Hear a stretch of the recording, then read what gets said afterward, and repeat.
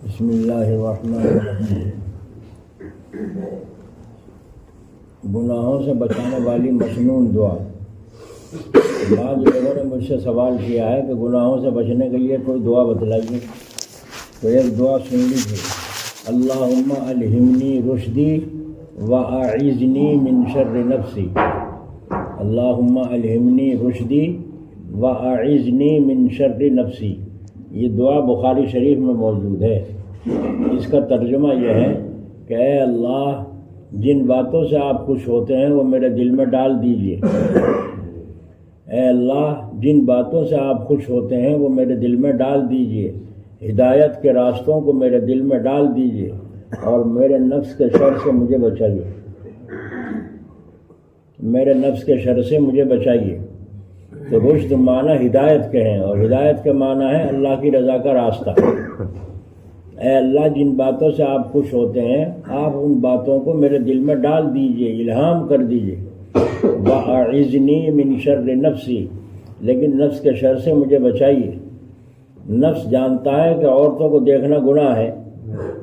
جن لڑکوں کی داڑھی مونچھ نہیں آئی ان کو دیکھنا گناہ ہے۔ جانتا ہے کہ حرام ہے لیکن مانتا نہیں۔ یہ نفس کی شرارت ہے یا نہیں؟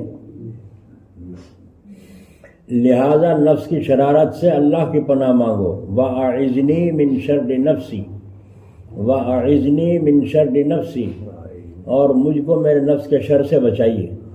کیونکہ بعض دفعہ الہام رشد ہو جاتا ہے، ہدایت کا علم ہو جاتا ہے، لیکن نفس کے شر کی وجہ سے عمل نہیں کرتا۔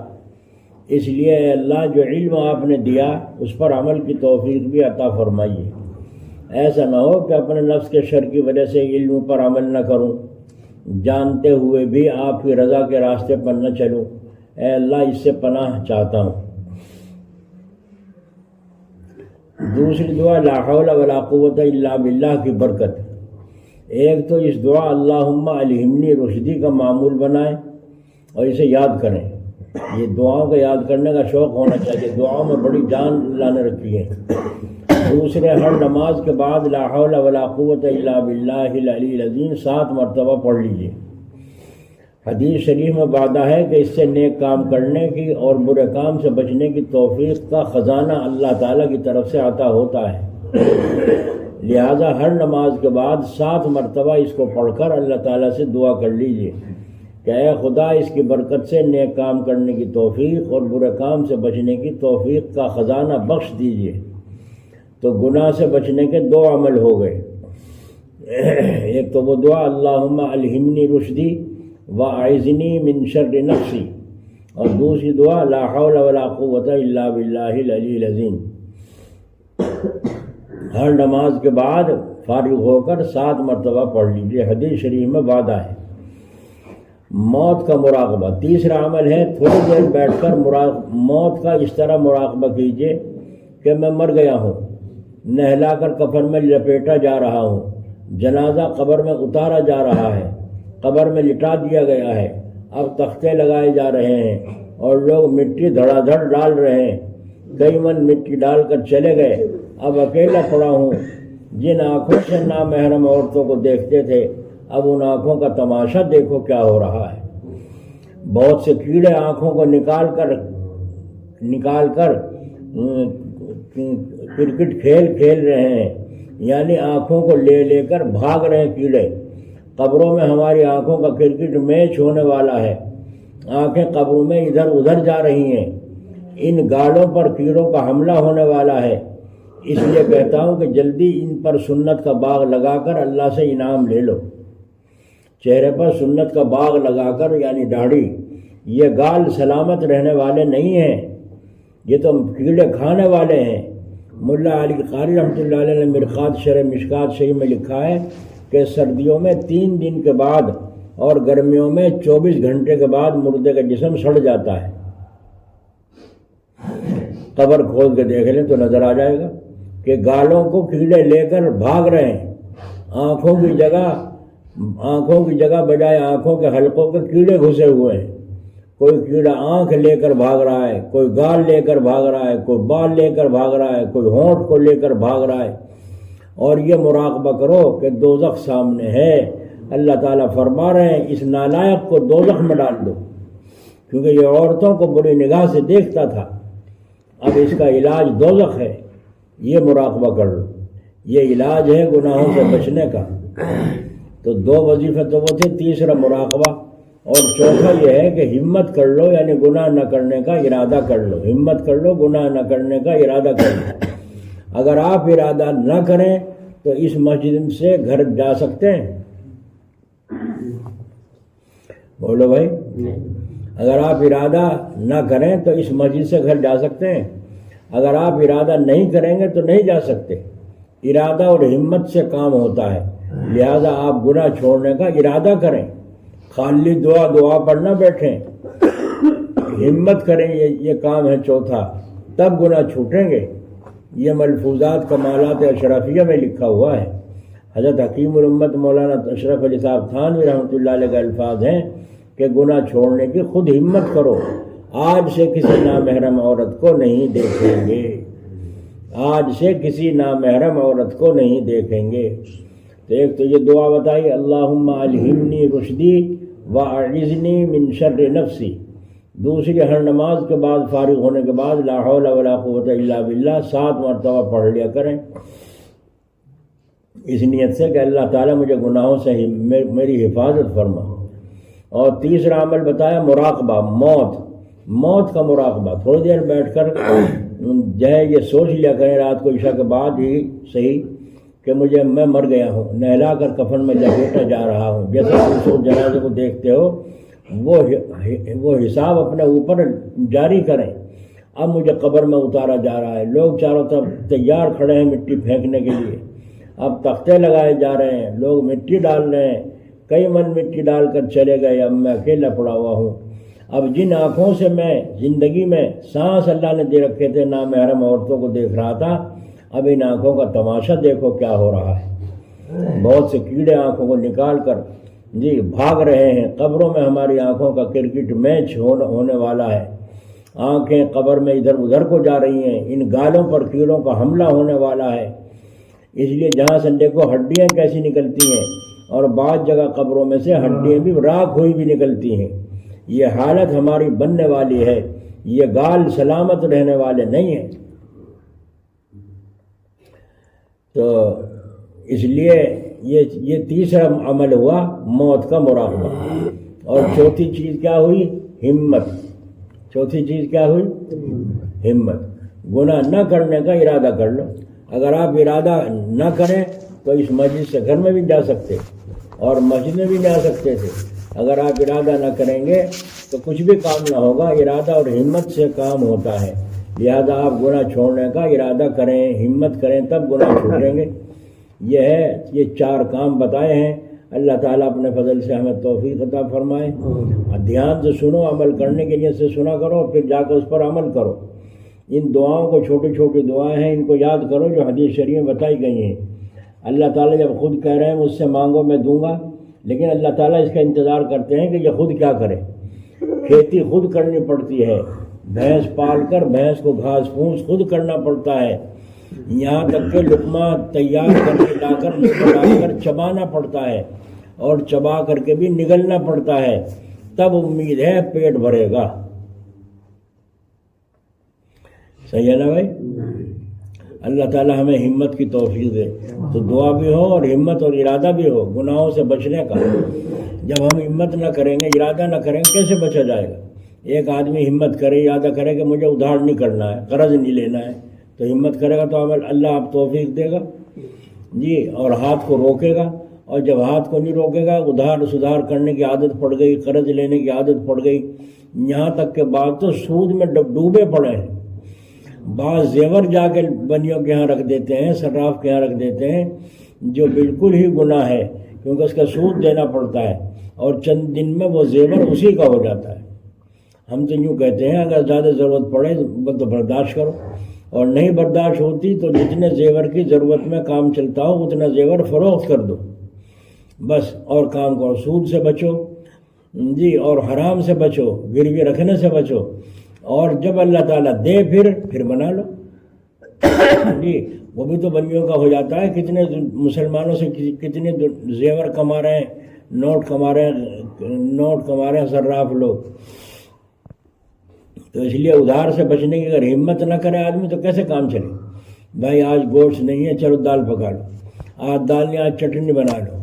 آج چٹنی ہے تو آج اسے بھون لو، چٹنی کو بھون لو، اسی سے کھا لو. اللہ تعالیٰ کا شکر ادا کرو، کسی سے ذکر نہ کرو، اپنے حالات کو ظاہر نہ کرو. کوئی پوچھے کیا ہے بھائی، کیسے حال؟ اللہ کا شکر ہے، مزے آ رہے ہیں. تو چٹنی سے کھایا تھا، مزہ آیا تھا نہیں آیا تھا؟ اس سے تو اچھا ہے وہ گوشت کھاوے ادھار لے کر کے. اس سے تو اچھا ہے قرض والے پیچھے پھریں اور ہم منہ چھپاتے پھریں، انہوں نے دور دور سے سلام کریں، ڈنڈوت کریں، آداب کریں. تو اس لیے جن لوگوں کو عادت پڑ گئی ہے، اس عادت کو چھڑانے کے لیے یہ لا حول ولا قوت الا باللہ کا پڑھنا ہر نماز کے بعد 7 دفعہ، اور پھر ہمت کر کے ان گناہوں سے اپنے آپ کو بچانا. ایک مسجد میں ایک طالب علم قرآن پڑھ رہا تھا، باہر سے پانی کی رو آ گئی، آندھی طوفان اور ایک رو آ گئی، سیلاب آ گیا. تو اس میں ڈوبتی تیرتی ایک لڑکی بھی آ گئی. تو وہ لڑکی اور اندر گھس گئی مسجد میں، اندر گھس کے ایک طرف کونے میں بیٹھ گئی، بھیگ گئی تھی، پریشان تھی، گھر اجڑ گیا، برباد ہو گیا. تو یہ طالب علم بیٹھا ایک طرف اپنا قرآن شریف پڑھ رہا ہے. تو پڑھتے پڑھتے وہ جو چراغ جلا رکھا ہے مسجد میں اس نے اس میں انگلی لگائی.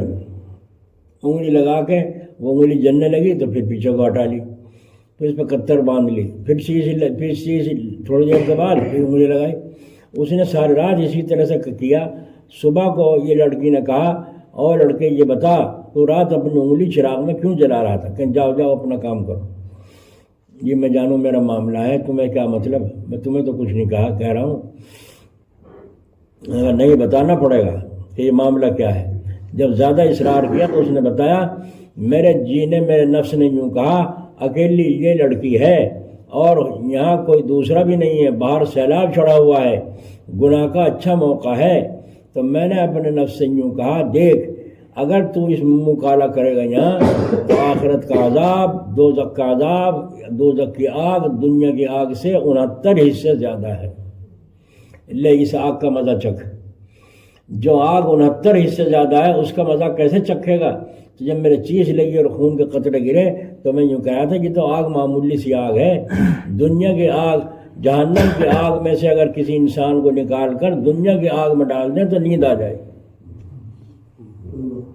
اتنی سخت آگ ہے. تو اس کو تو کیسے برداشت کر سکے گا؟ تو میں اپنے نفس کو سزا دے کر، مزہ چکھا کر، اور یہ ہمت کر رہا تھا کہ گناہ سے بچوں. تو اس اور لڑکی نے کہا ٹھیک ہے، چلی گئی. جب طوفان اتر گیا وہاں سے چلی گئی اور جا کے اپنے ماں باپ کو تلاش کیا، مل گئے، ملاقات کی، مالدار آدمی تھے. اس لڑکی نے کہا اپنے ماں باپ سے، تمہیں میری شادی تو کرنی ہی ہے. دیکھو تقوی کی برکت اور نیک عمل کی برکت، شادی تو تمہیں کرنی ہی ہے. ہاں. کہا میری مرضی سے کرو گے تو زیادہ اچھا ہے. انہوں نے کہا تو بتا تیری کیا مرضی ہے؟ کہا فلاں طالب علم جو فلاں جگہ رہتا ہے، میری شادی اس سے کرو. طالب علم سے؟ ہاں اس سے اگر کرنی ہے تو میری شادی، ورنہ مجھے کہیں نہیں کروائی. کیا معاملہ ہے؟ آخر اس نے جب وہ قصہ سارا ماجرا بتایا کہ جس کے دل میں اللہ کا خوف ہے وہی میرا حق ادا کر سکتا ہے. جب خدا کا خوف نہیں تو من جی چاہے گا تو کھلائے پلائے گا، نہ جی چاہے گا تو ڈنڈا بجائے گا. تو اللہ تعالیٰ کا خوف جس کے دل میں ہوگا وہی حق ادا کرے گا. اس لیے میری شادی اس سے کرو. انہوں نے اس طالب علم کو بلا کے اس سے شادی کی اور بہت مال دیا. تو مال بھی مل گیا، دنیا بھی مل گئی، آخرت بھی بن گئی. کہیں کی برکت سے، تقوی کی برکت سے، اللہ کے خوف کی برکت سے. تو اللہ تعالیٰ ہمیں سمجھ عطا فرماوے.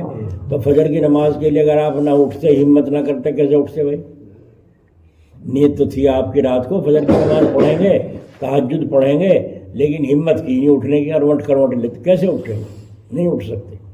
تو یہ 4 کام بتائے ہیں، اللہم الہمنی رشدی واعذنی من شر نفسی، اور دوسرے لا حول ولا قوت الا باللہ، اور تیسرے روزانہ تھوڑی دیر بیٹھ کر مراقبہ کرنا، سوچنا میں مر گیا ہوں، میری روح نکل گئی ہے، اور چاروں طرف فون گھوم گئے، فلاں مر گیا، فلاں مر گیا. آؤ بھائی، غسل دے رہے ہیں، تختے پر ڈال رہے ہیں، کفن پہنا رہے ہیں، قبر میں اتار رہے ہیں.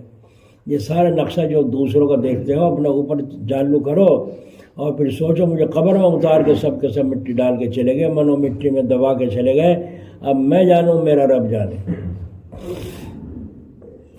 کون سا گناہ ساتھ آئے گا وہاں؟ کون سا دوست ساتھ دے گا وہاں. یہ سوچو دوستی کون سی کام آئے گی. ہائے ہائے ہائے. دنیا والے تو دنیا کے واسطے وہ کھلائیں گے، دیگ اتاریں گے. نہیں کوئی کیا کہے گا، یوں کہے گا یہ تو مسلی بھی نہیں کھلائے.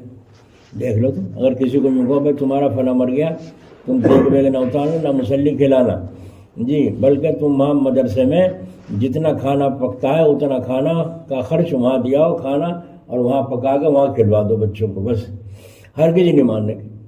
کیوں؟ اس لیے کہ نام تو ہونے کا لوگ یوں کہیں گے کچھ بھی نہیں کرا، مسلی تک بھی نہیں کھلایا انہوں نے. تو ایسے کنجوس آدمی ہے، اس کا مرنا ہی بنا ہوئے تھے کیا. تو بولو بھائی جو اخلاص کے ساتھ اس نے کام کیا اس کا ثواب ملے گا نہیں ملے گا؟ جس میں دکھاوا آ گیا اس کا ثواب کیا ملے گا؟ مسلی کھلائے دکھاوے کے واسطے، قرآن خوانی ہو رہی دکھاوے کے واسطے، تو کوئی بھی ثواب اس کو خود نہیں ملتا. مردے کو کیا بخشے گا؟ تو ہمیں کیا پہنچے گا؟ کچھ بھی نہیں. ہمیں کیا پہنچے گا؟ اس لیے اپنے زندگی میں یہ اعمال پیدا کرو تاکہ تمہاری اولاد بھی سمجھے کہ اصل کیا ہے، اصلیت اور اخلاص کی دولت کیا ہے. تو 3 دفعہ قل هو اللہ شریف پڑھ کے اگر کوئی ثواب پہنچے گا تو قل هو اللہ شریف ایک قرآن کے برابر بن کر ثواب قبر میں پہنچے گا. تو کسی کو کیا پتا، ہم تو اللہ کے لیے پڑھ رہے ہیں، اللہ کے لیے ثواب پہنچا رہے ہیں، تو اس کا ثواب پہنچے گا، اس ڈونگ بازی کا نہیں پہنچے گا جو کرتے ہیں. اللہ تعالیٰ اپنے فضل سے توفیق دے. تو 3 کام ہو گئے. مراقبہ، ایک تو وہ دعا پڑھنا، اور ایک لاحول، اور ایک مراقبہ، اور تیسرا چوتھا کام کیا ہے؟ ارادہ اور ہمت.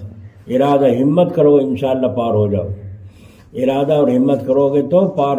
کئی وقت فاقے بزرگوں نے برداشت کیے مگر قرض سے بچے. آج قرض سے نہیں بچتے، بے دھڑک پھر رہے ہیں، ہر وقت بندے پھر رہے ہیں. ایک ادھر کا قرض لیا ادھر اتار دیا، ادھر کا لیا ادھر. تو قرض سے کہیں قرض ادا ہو جی. اس لیے قرض سے اپنے آپ کو بچانے. قرض، مرض، فرض، یہ 3 چیزیں بڑی خطرناک ہیں. فرض بھی ذمہ نہ رہے، قرض بھی ذمہ نہ رہے، اور بیماری بھی نہ ہو، مرض. تو مرض، قرض، فرض، تینوں سے بچنے کی کوشش. ایسی تدبیروں سے بچو جس سے آدمی کو بیماری پیدا ہو. زکام ہو گیا، نزلہ ہو گیا، کیوں ہوا، کس وجہ سے ہوا، وجہ کو طرح. حضرت خان رحمۃ اللہ علیہ کو اگر چھینک آ گئی 2-4، فوراً حکیم جی کو بلاتے، مجھے 3-4 چھینک آئی ہیں. کیوں آئی ہیں؟ دیکھو، غور کرو. اب 3-4 چھینک آ گئی، اس کے بعد تھوڑی دیر کے پھر آ گئی اور زکام بن گیا. تو اگر اسی وقت میں پکڑ کر لی جاوے تو وہ نہ زکام بنتا، نہ پھر نزلہ بنتا، نہ کھانسی بنتی، نہ دوائیاں کھانی پڑتی. تو یہ ہے پہلے ہی سے بندش لگاؤ. جہاں ذرا سا پانی ٹوٹا کھال میں سے اسے فوراً بند کر دو. اگر زیادہ ٹوٹ گیا تو پھر زیادہ مصیبت اٹھانی پڑے گی اس کھال کو روکنے کے لیے، پانی کو روکنے کے لیے. اس لیے چھوٹے سے سوراخ کو بند کرنے کی فکر پہلے ہی سے کرنی چاہیے.